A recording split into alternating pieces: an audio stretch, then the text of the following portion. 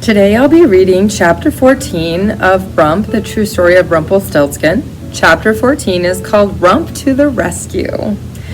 It was afternoon when we reached my cottage. Red stood by me and finally spoke her mind. "You're going to go, aren't you, to help Opal?" It wasn't a question, really, and the declaration cleared my own doubt. I had to go. Red let out a heavy sigh. Her brow was knit and her mouth curved down, but she didn't look angry. Was she sad? I'd never seen Red sad.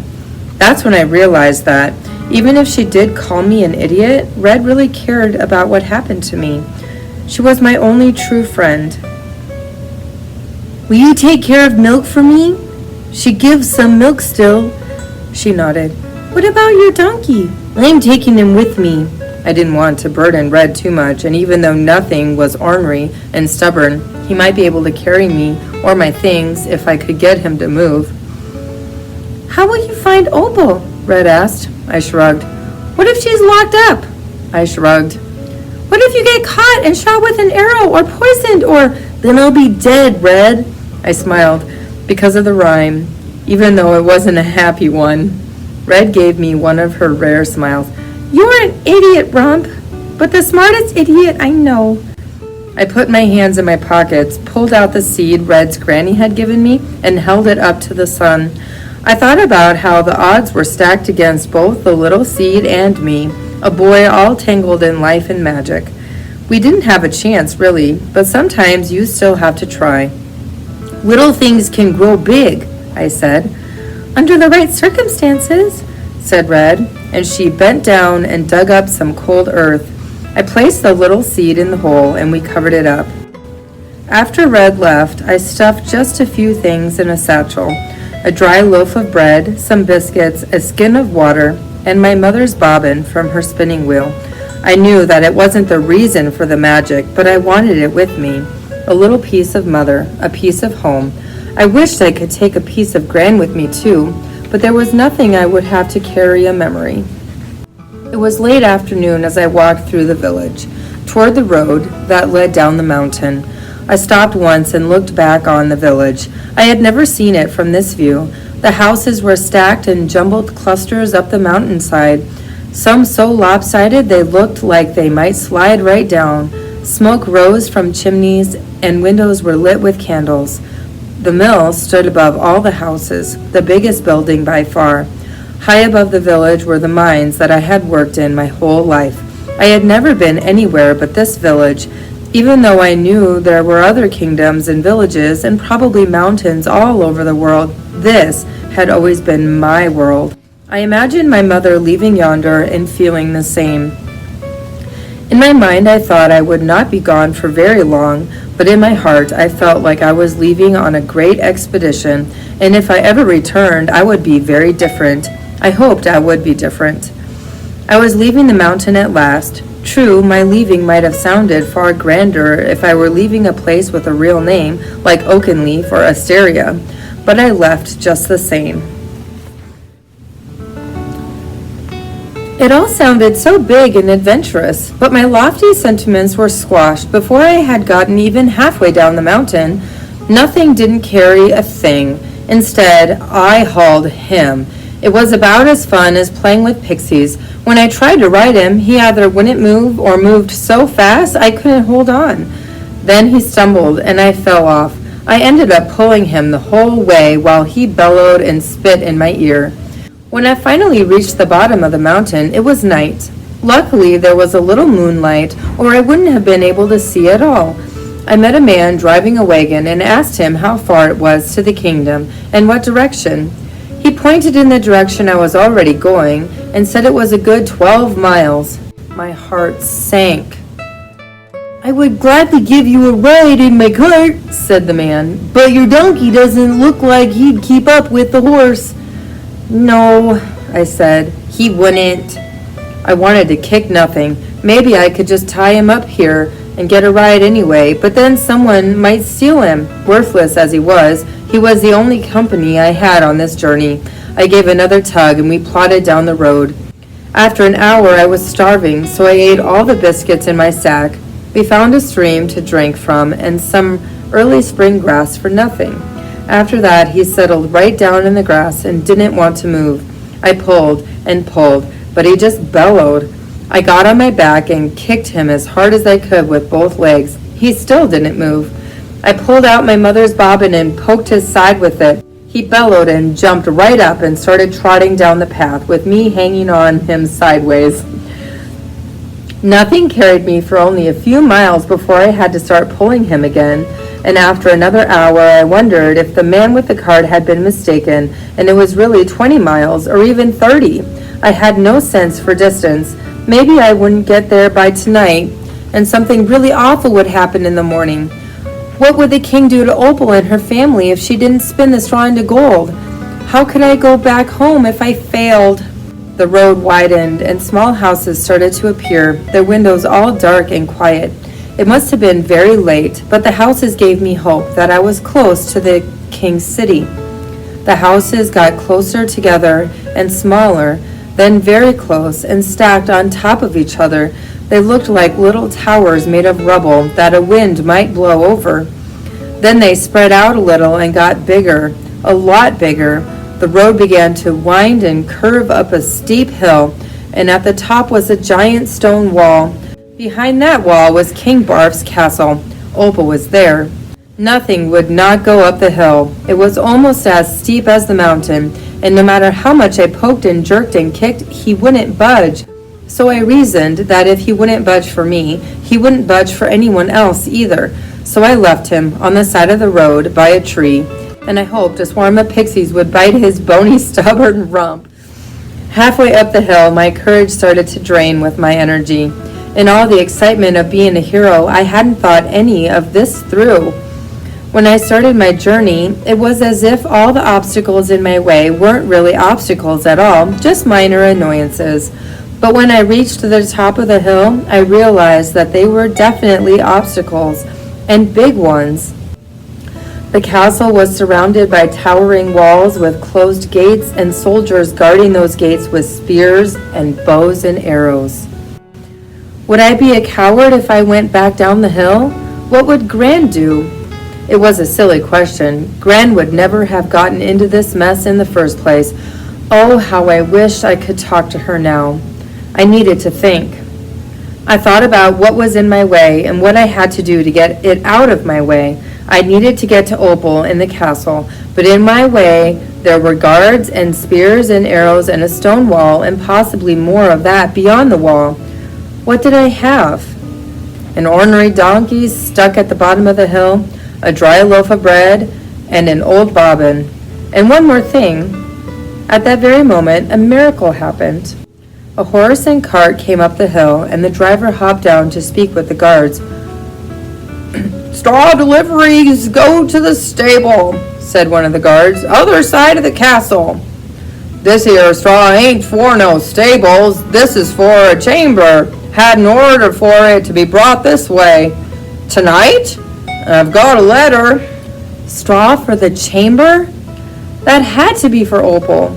The guard looked down at the letter the man was holding out. While they spoke, I crept to the back of the cart, unseen by the guards or the driver. I pulled myself up and dug myself into the straw until I was completely hidden. In a moment, I heard the gate squeak open and the cart rolled forward. I almost laughed. The cart ambled on for a minute, but then stopped, and I heard the driver unhitch the mule. The driver spoke with probably more guards, and then I was pretty sure we were inside the castle because everything started to echo. The straw was scratching at my arms and neck and everywhere. I struggled to remain still, and the itching stirred up an uncomfortable memory, also involving straw. It had happened a few years ago. I was hiding from Frederick and Bruno in a barn behind a huge stack of straw. They were mad at me because I had sneezed really loudly in the middle of their older brother's wedding, right at the quiet part. So Frederick and Bruno were chasing after me, trying to light my pants on fire. I guess I should have realized that a haystack is not a smart place to hide when you're running from fire. The whole barn burned down, and I barely made it out alive. Needless to say, my pants did catch on fire. The memory made me shudder. I suddenly wondered that I jumped into this pile of straw so readily. Finally, the cart stopped, and the man knocked on a door. A few muffled exchanges. I heard a woman's voice. Opal's, maybe.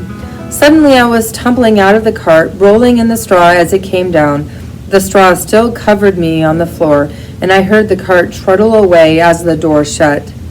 I was just about to peek when I felt hands digging into the straw, pulling out big clumps. I froze, and then someone grabbed my hair and yanked. I yelped and flopped out of the straw, hitting my head on the floor with a loud crack. "Oh," said a voice. I looked up and saw a woman standing over me, but it was not Opal. The woman had a feather duster and a rag tucked in her skirt. She was older, but tried to hide it with lots of rouge on her cheeks and lips. She was holding a big piece of fabric in one hand and a fistful of straw in the other. This straw was to stuff a mattress. It wasn't for spinning.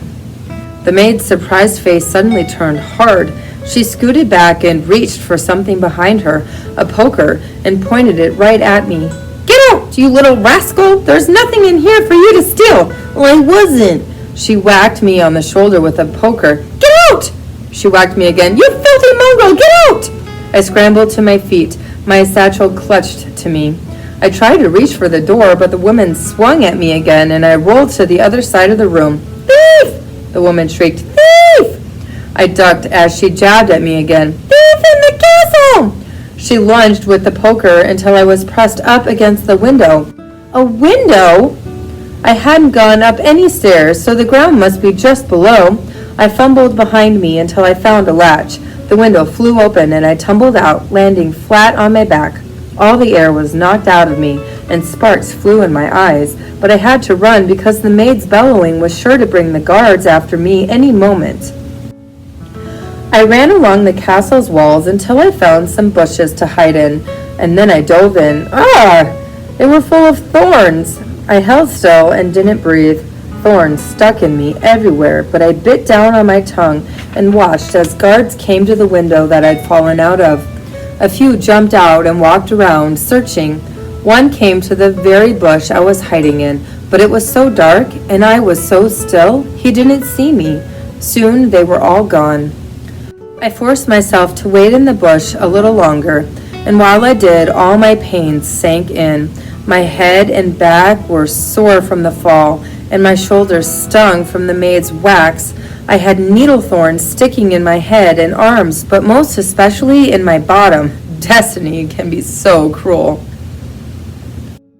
I looked to the sky, wondering how long before dawn. The sky was still dark, but there couldn't be more than a few hours left, maybe even less. How much straw had the king given Opal to spin, and how long did she have to spin it? I'd better find her fast. Slowly I crept out of the bush and tried to remove all the thorns. The earth was wet and squishy beneath my feet, so my steps made squelching sounds. I froze and waited for movement or noise, but all was still. Heroic rescues are not as glamorous as people imagine, I thought as I squished along in the muck. The next step was to find a tower. I was sure Opal would be locked up in one. In grand stories, damsels in distress were always trapped in towers. That was the point of towers, so no one could rescue you unless your hair was a mile long. Opal's hair wasn't that long, so how was I to get in? There were many towers in the castle. Which tower? Think. Most of the windows were dark, but 2 towers had lights in them that I could see. I considered the location of each tower. They were on opposite ends of the castle. On one end was the main gate to the castle, where the king and queen and other royal guests made their grand entrances.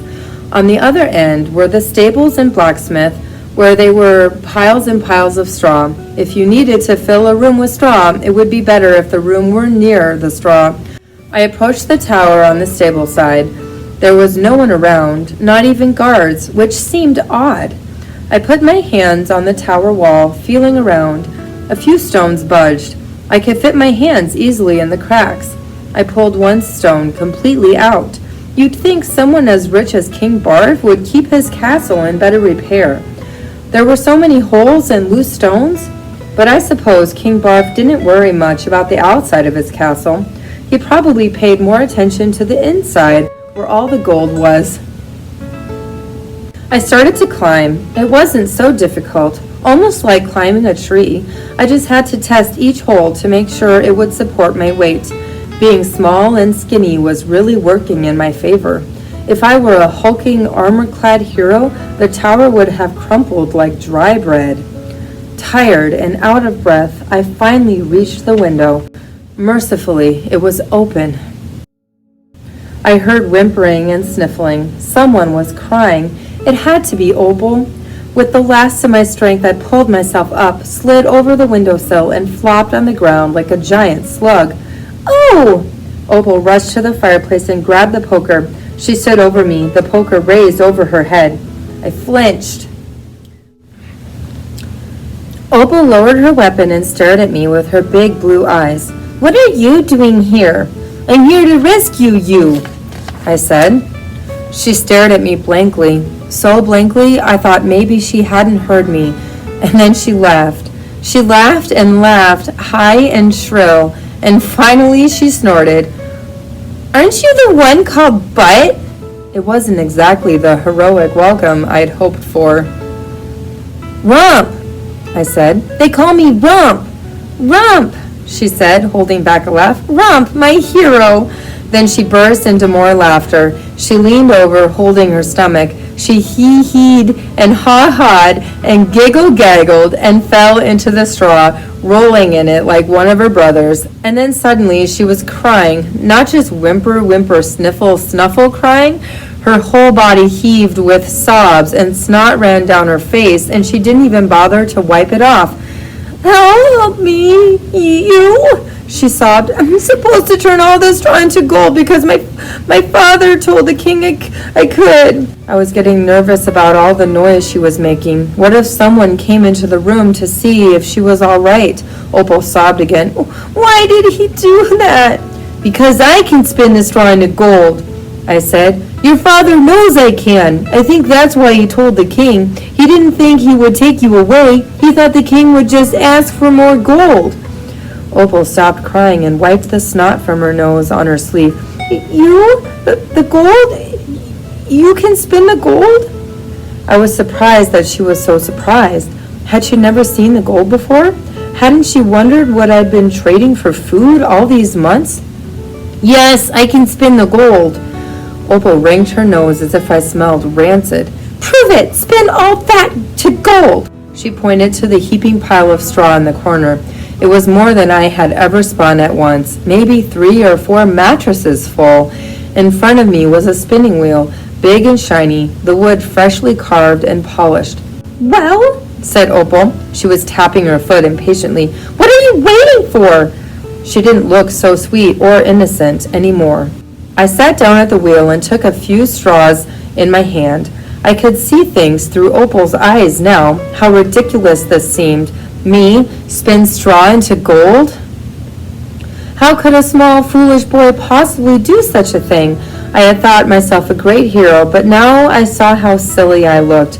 With shaking hands, I fed the straw through the wheel and spun, holding my breath, ready for it to break and fall to the ground, just to mock me.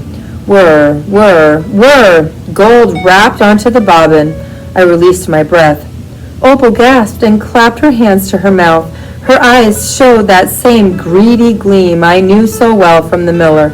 She reached to touch the gold, but my hand came down over the bobbin. "What will you give me?" I asked. "Give you? I have to give you something? You want me to spin a pile of straw into gold for nothing? Well, what do you want?" I thought of all the things I wanted. More food on the mountain, a horse to replace nothing, more hens, a family, my whole name. But the mere thought of asking for anything made my tongue swell and my mouth clamped shut. Just as the witch had said, I could make no requests, only beg and take what was offered. "What will you give me?" I asked again. She put her finger to her lips and then her hands on her waist. Oh, bother, what was going through her mind? I was beginning to suspect that the name Opal bestowed a destiny that gave you lots of looks, but maybe not so many brains. Finally, she felt at her neck. "I will give you my necklace," she said, and relief washed over me once again. My father gave it to me, and it's made of pure gold. Probably gold I spun. I took the necklace and stuffed it in my pocket, breathing deeply. That wasn't so bad. Shut the windows, I said, getting down to business. They were still gaping open from my arrival. I like the fresh air. This straw makes me sneeze. I'm going to make a pile of gold. Every pixie within a mile of here will be swarming this room if you leave those windows open, and that will probably be worse than a sneeze. She scowled at me and shut the windows. I began to spin again. Whir, whir, whir. Bit by bit, I worked on the pile of straw. As it dwindled, a stack of gold took its place. Opal watched, transfixed for a while, and then fell asleep on the floor, a skein of gold clutched in her hands. I spun the last of the straw just as the sky turned purple. I crawled out the window, my eyes so heavy and my limbs so tired I had to concentrate extra hard just to make my fingers grip the wall. I had done my duty, and now I could go home. But first I needed to eat and rest a little. I made my way across the castle grounds to the stables, where I ate the rest of the bread from my satchel. I was so thirsty I drank water from a horse's trough. The horse didn't seem to mind. Then I found an empty stall and made myself a nest of straw. I was becoming quite fond of straw. It's comfortable to sleep in, and pixies don't like it. Straw is better than gold, I thought. Just as I was drifting to sleep, I swore to myself that I would never spin again. Never.